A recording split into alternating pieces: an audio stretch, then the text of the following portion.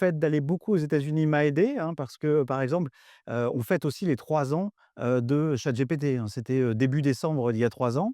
Bah, en mars, juste après, je suis allé, à Austin où je vais à peu près tous les ans, dans un festival qui s'appelle South by Southwest et là, j'ai compris l'ampleur. Ça c'était pas uniquement je m'étais amusé à faire des poèmes en alexandrin façon rap qui étaient fantastiques, mais c'était D'accord. pas uniquement ça. On investissait massivement et c'était en train de changer notre quotidien et changer évidemment, l'industrie et tous les modes, opératoires qu'on avait. Donc on a appuyé très fort sur des dossiers du type, Nvidia qu'on avait un petit peu déjà, mais il s'agissait d'augmenter les pondérations. Et D'accord. donc cet univers-là, il y a contribué. On est en train de réduire la voilure parce qu'on parle tous un peu de bulle de l'IA.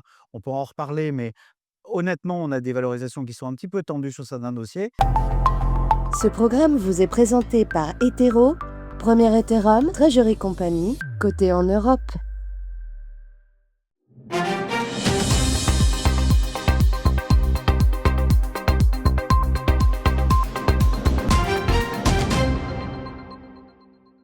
Bonjour à tous, bienvenue sur Investir TV. Aujourd'hui, nous recevons Stéphane Toulieu, le président d'Atimis Gestion. Alors Stéphane, bonjour. Bonjour Stéphane. Alors vous avez passé 13 années, je crois, direction générale de financière de l'échiquier, voilà.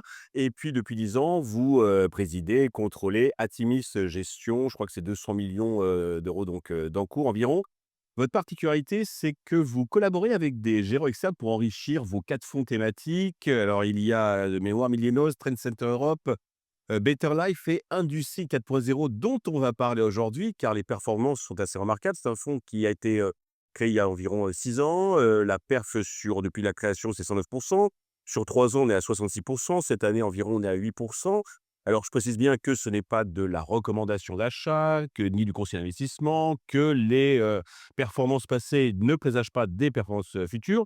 Mais ce qui m'intéresse, c'est que ce fonds Industrie 4.0, vous le consacrez à ce que vous appelez la quatrième révolution industrielle. Donc ça, c'est quoi cette quatrième révolution?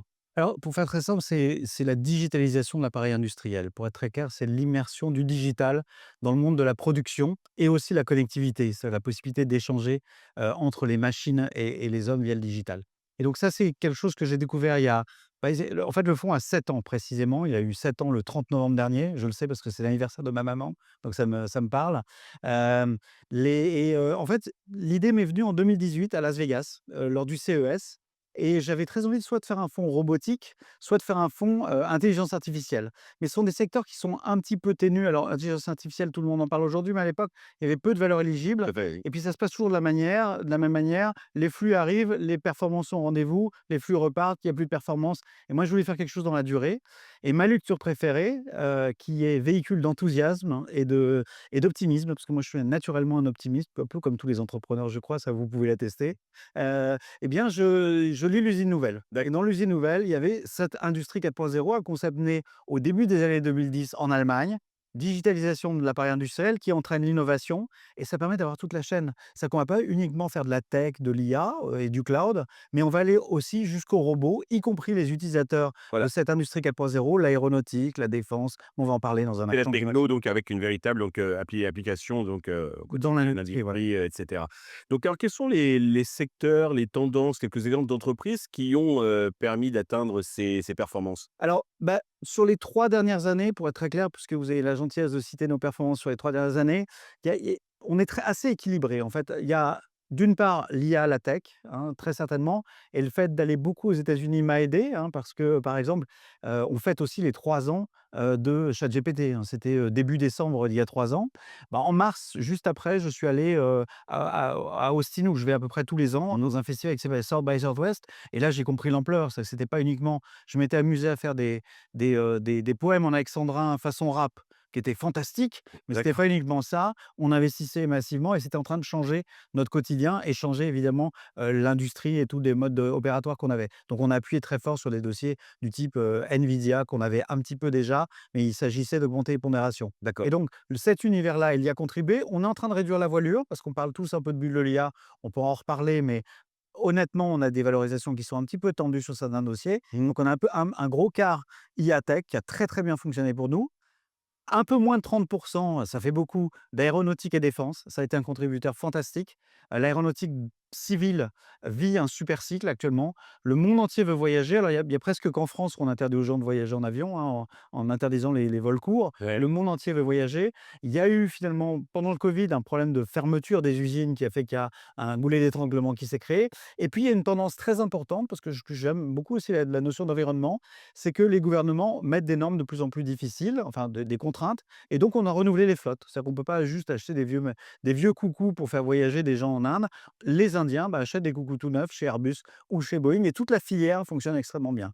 Et dans l'aéronautique défense, parce que la frontière est parfois Mmh. ténue, il faut Ouais. rappeler qu'Airbus fabrique aussi des avions militaires. Mmh. On a évidemment eu, alors je préférerais ne pas avoir eu cette traction, mais on l'a eu, et j'ai joué d'ailleurs sur les pondérations parce que je suis en train un peu de réduire la voilure sur l'Europe. La défense européenne, évidemment, on cherche à se défendre face à des menaces externes. On a un peu baissé les armes pendant quelques années, donc on se réarme.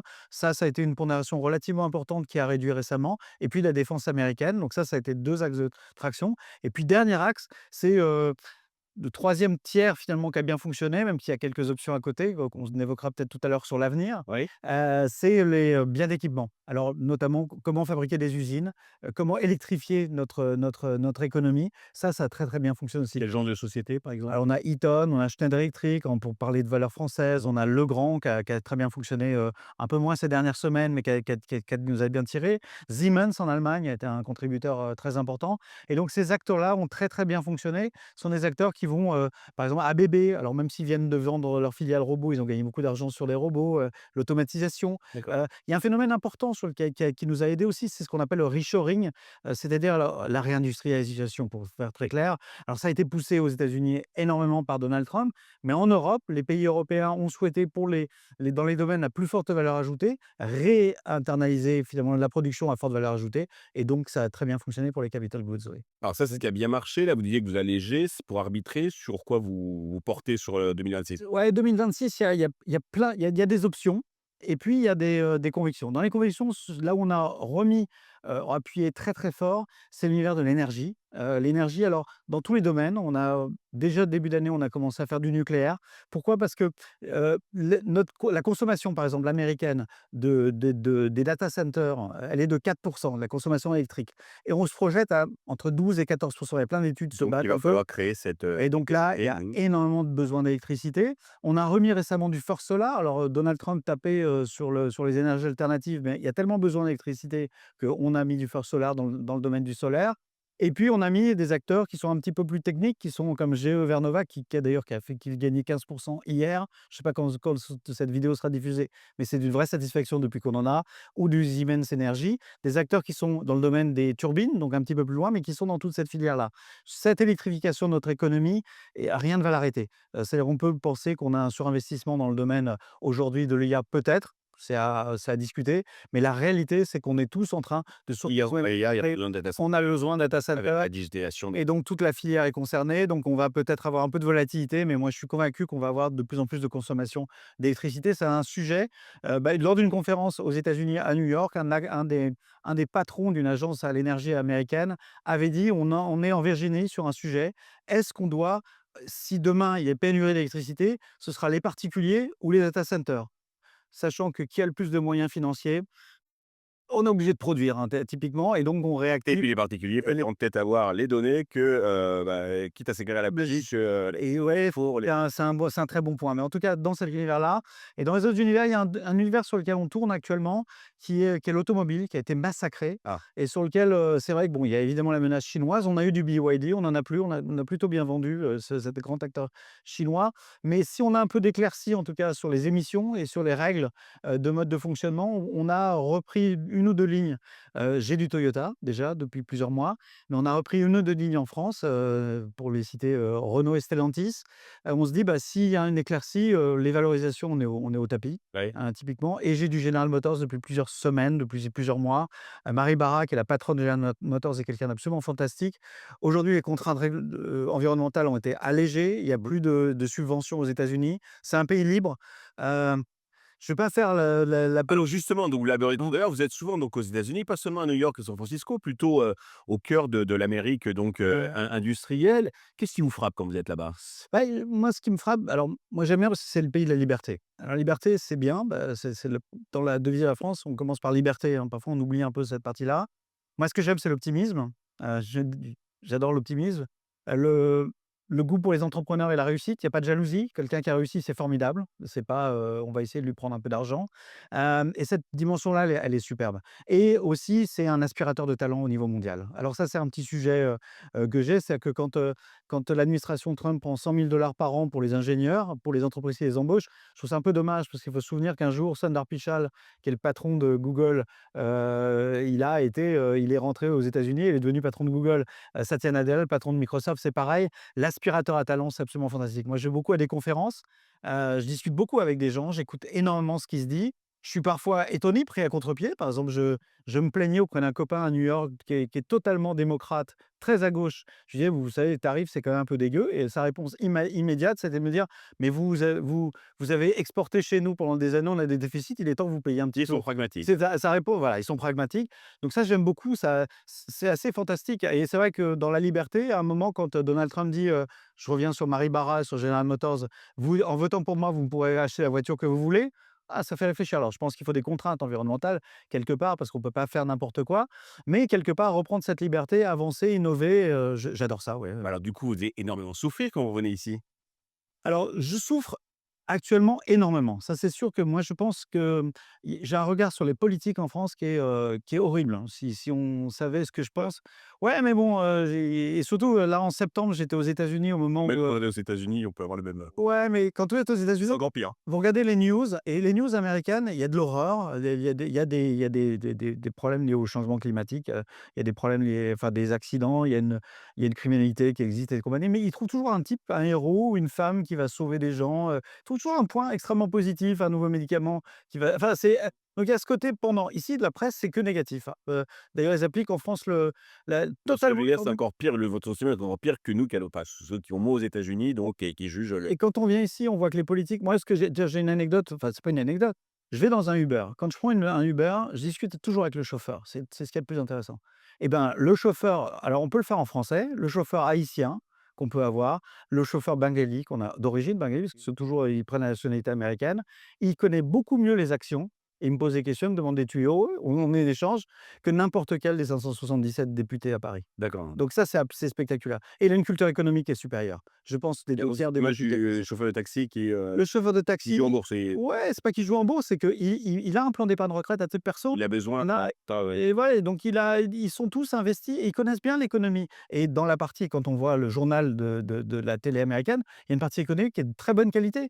Ici, il y a rien du tout. Enfin, il faut être très clair, c'est abandonné. Ah du coup, vous sentez que l'écart est de plus en Il y plus, a un énorme la écart. séance, Mais je suis pas négatif sur le reste. Je pense qu'on a une chape politique qui est importante, et je suis pas du tout désespéré parce que je pense que en France, on a des entrepreneurs super, des gens qui, malgré les contraintes réglementaires et fiscales et le fait qu'on est jaloux en permanence, arrêtent pas de bouger, essayer de trouver des idées. On a eu cette vogue de Startup Nation. Bon, ça se calme un peu, c'est plus difficile, mais ça lâche pas, on continue là-dessus. Mistral, est dans le top 10, hein, en intelligence artificielle et LLM. Donc on n'est pas foutu, on a des ingénieurs absolument super qui créent des idées. Je reviens sur l'usine nouvelle. On lit les usines nouvelles, il y a plein de solutions. Alors en ce moment, c'est plus dur, on ferme plus d'usines qu'on en ouvre, mais la réalité, c'est on est un peuple d'innovation qui a envie d'avancer, et donc il suffit un peu de lâcher un petit peu, d'ouvrir un peu la soupape, laisser respirer les innovateurs, les entrepreneurs, mais aussi même les gens de terrain, parce que moi, je trouve que les gens avec ce système de charge sociale, bah, même des gens qui travaillent énormément, qui au quotidien, dans les services, dans toutes les entreprises, services publics et compagnie, on leur met trop la pression, ils gagnent pas assez d'argent, ouais, pour être très clair, et donc ça donne pas forcément envie d'en donner plus. Et donc moi, je suis très, très positif, en fait, sur cette énergie-là. Il faut qu'on nous libère un petit peu, qu'on relibère les énergies, et ça, en fait, je le sais parce que c'est une question de curseur, hein, question de curseur. Comment on va faire bouger les curseurs? Plus de curseurs vers l'innovation, peut-être plus de curseurs vers la solidarité aux États-Unis, qu'ils ont un peu abandonné au milieu du développement, et ça sera une très, très bonne chose. Donc je reste optimiste, mais ça fait un petit peu mal. bon, il va falloir payer donc un voyage donc, aux députés aux États-Unis pour qu'ils prennent un peu donc une bouffée d'optimisme et puis Ouais, de pragmatisme. peut-être les payer en actions aussi. Tiens, voilà une idée que je viens d'avoir. Ouais. S'ils étaient payés en actions, peut-être qu'ils se diraient: «Tiens, c'est une action, c'est quoi?» Parce qu'ils savent pas du tout ce que c'est qu'une action, ouais. Et puis arrêter de taper sur ceux qu'on moi j'ai un point de vue, c'est, je sais pas, Bernard Arnault, dont tout le monde tape dessus. Pour moi, c'est le Steve Jobs français, du luxe. Voilà, on arrête de lui taper dessus alors qu'il embauche énormément de monde en France, il paye énormément de taxes et compagnie, Ouais. et faut au contraire promouvoir, à la limite, il m'intéresse moins. Ce qui m'intéresse, c'est qui le prochain? Mmh. Et puis effectivement, pensons plus à la création de valeur avant de penser à sa répartition. Pour conclure avant de nous quitter, Stéphane, Investisseur TV, c'est la chaîne des initiés. Quel insight tips voulez-vous aujourd'hui gratifier le public Investisseur TV? Alors moi, je voulais finir par un message super positif. En fait, vous êtes Mmh. chacun dans un département français qui a des grandes qualités. Alors moi, je suis un peu normand sur les bords, donc j'adore. Je suis tout le temps à Ouigat en Normandie. Les gens sont formidables d'ailleurs, et beaucoup plus sympas que les Parisiens, faut être très clair. Donc je suis parisien quand même principalement. Mais ce que j'ai envie de dire, c'est reprendre une phrase de Ronald Reagan, que j'aime beaucoup Ronald Reagan depuis toujours, depuis tout petit. Et il parlait de son ranch en disant comme ça: si c'est pas le paradis, c'est le même code postal. Nous vivons chacun dans un endroit qui recèle de ressources humaines, de ressources en général de très grande qualité, et si c'est pas le paradis, ça peut être le même code postal. Donc c'est un message vraiment très positif d'espoir. On a tous les atouts en tout cas pour, de nouveau réussir. J'adore cette période des années, moi je suis né en 1970. Oui, Ronald Reagan, faut rappeler peut-être pour ceux qui ne connaissent pas bien, c'est président Alors américain, donc un peu emblématique des années 80. voilà, mais j'adore la période des années 70 en France parce que je suis né en 1970, la période du Concorde, du TGV, du nucléaire. Il y a certains, on était fiers de prendre le TGV, c'était génial. Oui, c'était pas seulement de la nostalgie, c'était vraiment On avait envie d'avancer et donc on peut retrouver cette dynamique, j'en suis sûr. Eh bien Stéphane, merci sur cette note, d'optimisme. Merci à tous de nous avoir suivis. N'hésitez pas donc, à partager, la vidéo, à me dire, ce que vous pensez donc de cette interview et puis me suggérer donc des sujets, des invités que vous voudriez voir sur, Investisseur TV. À très vite.